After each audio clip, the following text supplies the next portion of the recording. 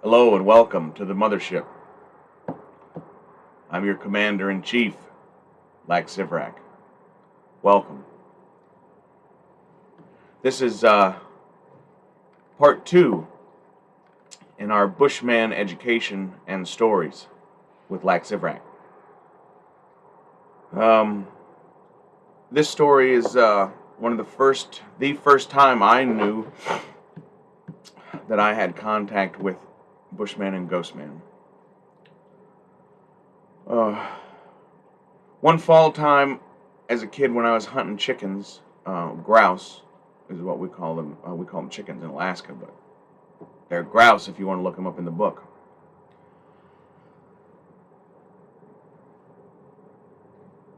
Excuse me. I just woke up. It's like 5 o'clock. No coffee. I came right out here. I didn't even make coffee. I just showed up to do this. One day when I was out in the woods hunting chickens, I found this hole. I found a hole in the earth. And it was not like anything I have ever seen. Even as a young kid, like I knew what fox dens and wolf dens and bear dens, I knew what all that looked like because my grandfather and my dad's been showing me those. You know, I might only be 7, but for 7 years I've been shown all that shit, right? So I find this hole, and I find this hole, and it's very interesting, and it's very large. Like you could drive a small car into this hole in the middle of the wilderness into nowhere. And there's no sign anywhere of why is this hole here or where did it come from. Because like way out in the wilderness, sometimes you can find old mines or you can find even like tailing piles, you know, from old river channels where they used to have dredges, and you might find a long, you know, and like that. This made no sense as to any of those things because I'd seen all those things in Alaska. Well, a feeling had come over me when I was looking in that hole. I was mesmerized by this fucking hole in the earth. Not the first time a young boy's mesmerized by a hole, I'm sure. But anyway, so even as a young kid, I thought there's something weird about this motherfucker, right? And I heard a voice, a very like seductive voice, and it said, "Come in this hole. Come check it out. Come look." I just said, "Come in this hole." That's hilarious. But I heard a voice, and it told me, wow, wouldn't it be neat to go see what's in that fucking hole? Right? And my young, influential dumbass thought, yeah, I wonder what's in that hole. It's really big. Let's go check it out. And before I went into that hole, I heard another voice. I heard another voice that boomed from the inside of my brain. The vibrations of the voice shook my body. And I heard that voice tell me, "Do not go in there. Do not go in there. Run." And I fucking took off. And I ran all the way back to my granddad's house. When I got there, my granddad knew something was wrong. What's wrong? He thought maybe a bear was chasing me or something. And I told him I was scared, and I told him what had happened. Excuse me. I told my grandfather what had happened, and the voices that I heard, and that I was really scared. And my grandfather said, "Take me back to where you found this hole." So I take my grandfather back there. Now, I was raised in these woods. I'm not lost. Hell, I could have told my grandfather about where it was, and he could have went and found it. But we went back there. I've been back to that spot many times today. It's a great place to shoot grouse, actually. And that hole was gone. There was nothing there. It was just pure, just like it had always been. And that hole was gone. And I was immediately scared. And I knew my grandfather was going to call me a liar and tell me all these crazy things. And I couldn't find, and I kept saying, no, it was right here. And my grandfather finally told me, he said, I know, son. I know. And then he explained to me what Ghostman and Bushman were. And he explained to me that Ghostman, he made that hole. That wasn't a hole, it was a portal. It was a portal to the underworld, or to the other dimension.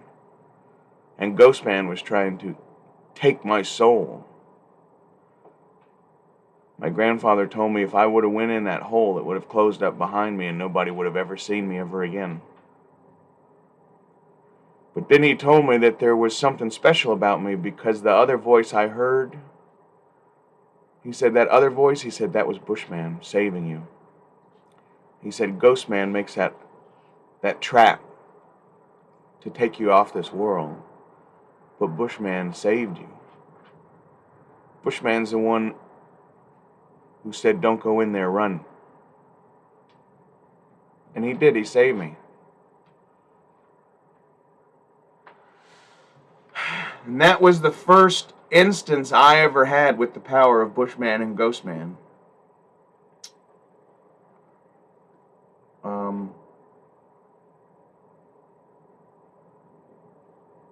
The fucking shit's real. And if you have a purpose, or if you have a heart, you might be not led to a demise.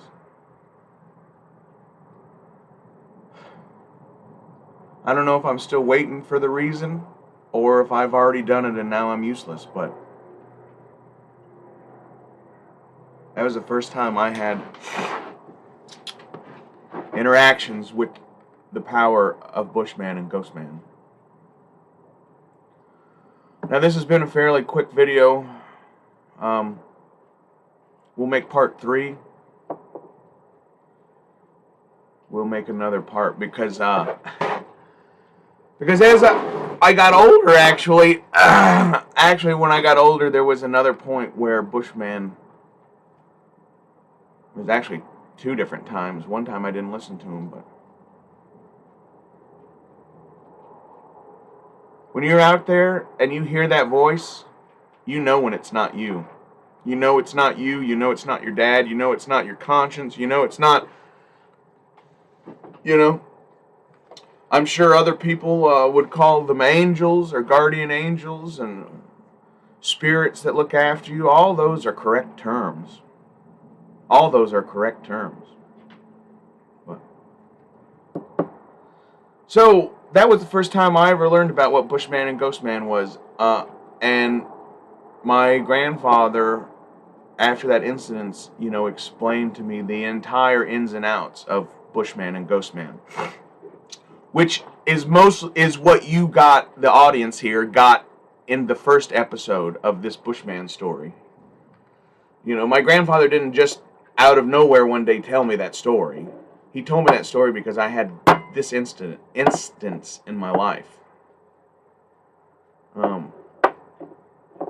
But for this series, I wanted to start off by telling you what Bushman was, basically, right? And Ghostman. So, stay tuned. Shit's getting pretty heavy here on the mothership. We may not be able to drop a video every day for the next little while. It's not just the holidays, but it's different things. Ultimate Wolf, I'm sorry I had to dip out of your live early the other day. I had some family things come up. A couple of my friends out there probably know what I'm talking about. A couple of them don't. Brett at Collecting with Cool, I hope you're doing good. Brett is currently right now at work snow plowing on Lake Erie, and with wind chill, it's supposed to be negative 34. So way to go, Brett. You're probably the only one you're the only one out there being a fucking badass motherfucker right now. Because look, Lack is sitting in the war room, cozy, and I was gonna say drinking coffee, but I didn't make any coffee. So, but Brett, I hope you're doing good, my brother. Peter, PGM Show, hope you're doing well. Gilster37, Super John, Bill, Weird Fantastic Toy Adventure Bill. We're going to have a couple Mailuron mail runs. I just got in a beautiful piece of artwork from a friend of ours from Australia, actually. We'll do a Mailuron mail run for that. I'm going to try and shoot an unboxing, actually, right after I turn this video off. And we'll try to get back on track, you guys. This has been Storytime with Lack. This has been the second episode of Bushman and Ghostman stories. Hey, hit the like button. Stay tuned for episode 3. We're going to talk about more Bushman stories where he has influenced or helped me.